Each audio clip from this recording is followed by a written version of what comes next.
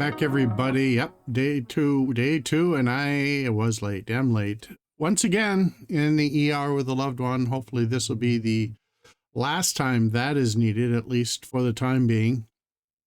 So why don't we go on ahead and get ourselves together and begin with an opener.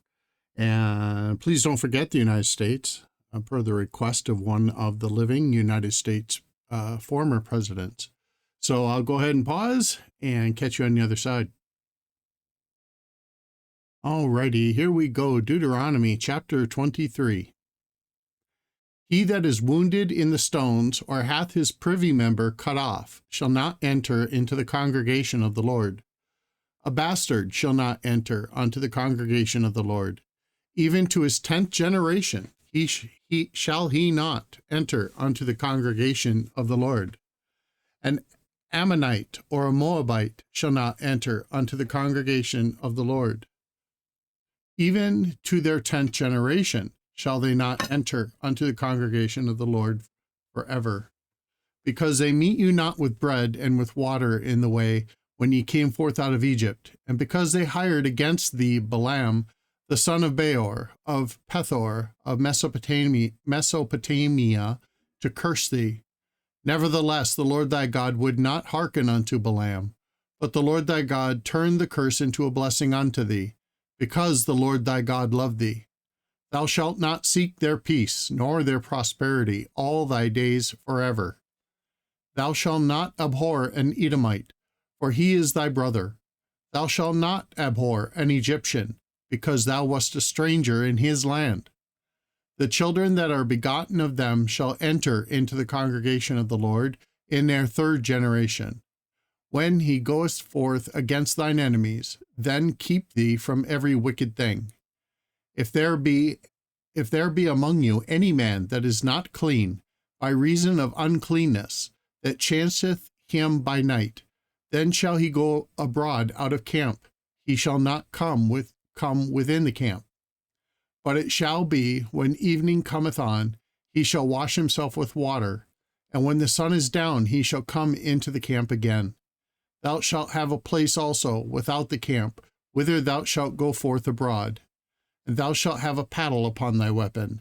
And it shall be, when thou wilt ease thyself abroad, thou shalt dig therewith, and shalt turn back, and cover that which cometh from thee. For the Lord thy God walketh in the midst of thy camp to deliver thee, and to give up thine enemies before thee. Therefore shall thy camp be holy, that he see no unclean thing in thee, and turn away from thee. Thou shalt not deliver unto his master the servant which is escaped from his master unto thee. He shall dwell with thee, even among you, in that place which he shall choose in one of thy gates, where it liketh him best. Thou shalt not oppress him.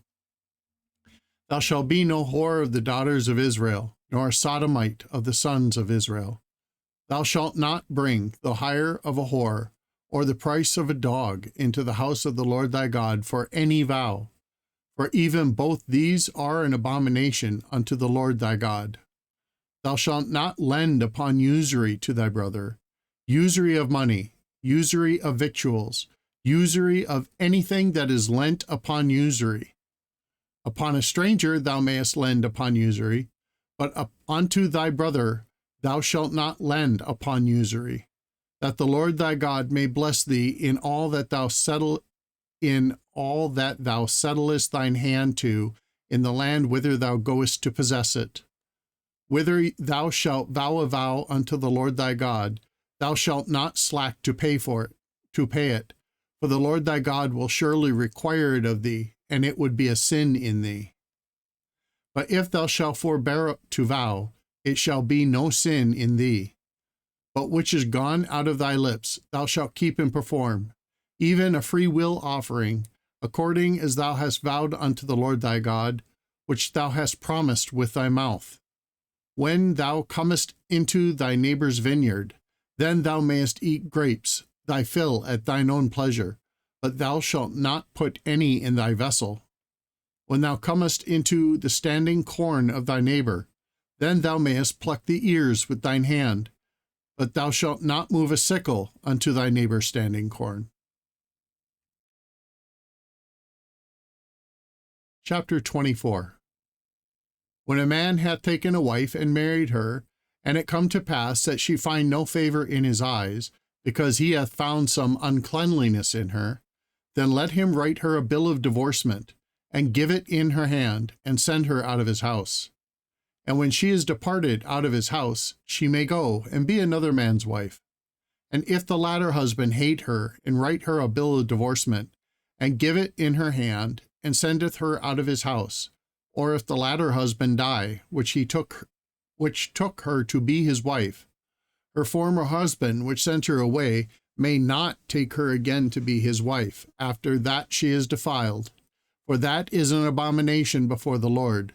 And thou shalt not cause the land to sin, which the Lord thy God giveth thee for an inheritance.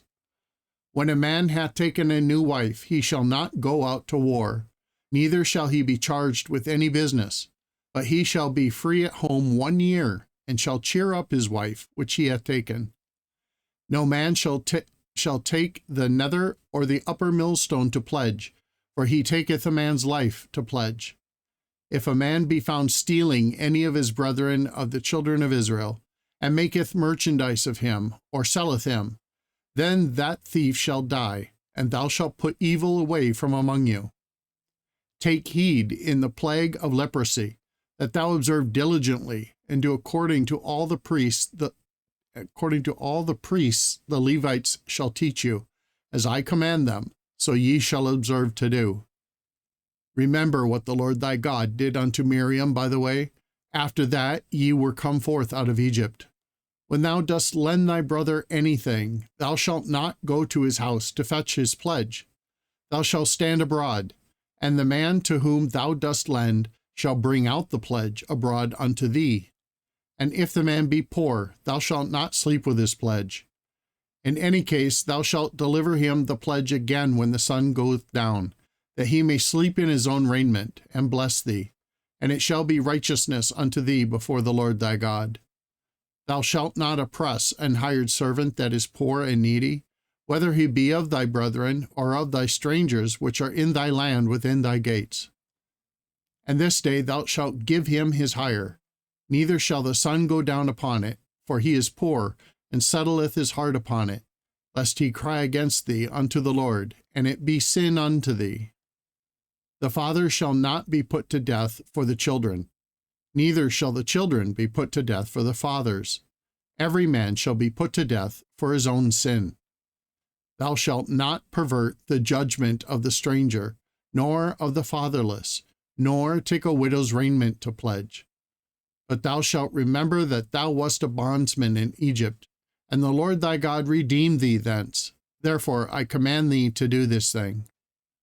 When thou cuttest down thine harvest in thy field, and hast forgotten a sheaf in the field, thou shalt not go again to fetch it.